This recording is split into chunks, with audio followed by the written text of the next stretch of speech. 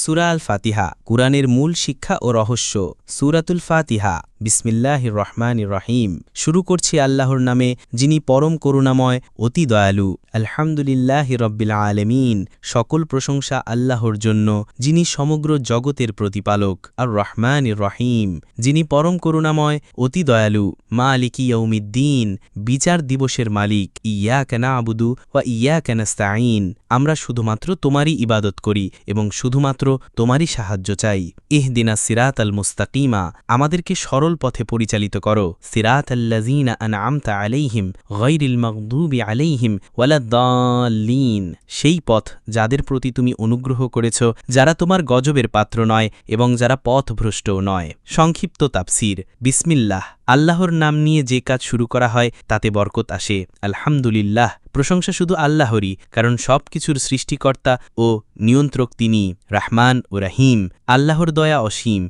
দুনিয়া ও আখিরাত উভয় জগতেই তার করুণা প্রকাশ পায়। মালিকি ইয়াউমিদ্দিন, বিচার দিবসের মালিক একমাত্র আল্লাহই হুকুম দেবেন। ইয়াকা না'বুদু ওয়া ইয়াকা নাস্তাঈন, একমাত্র আল্লাহরই ইবাদত করা এবং কারো কাছে সাহায্য না চাওয়া, এটা তাওহীদের মূল শিক্ষা। ইহদিনাস সিরাতাল মুস্তাকিমা, সরল পথ মানে কোরআন ও রাসূল সাল্লাল্লাহু আলাইহি ওয়াসাল্লামের অনুসরণ। সিরাতাল্লাযীনা আন'আমতা আলাইহিম, নবী, সিদ্দিক, শহীদ ও সৎকর্মশীলদের পথ।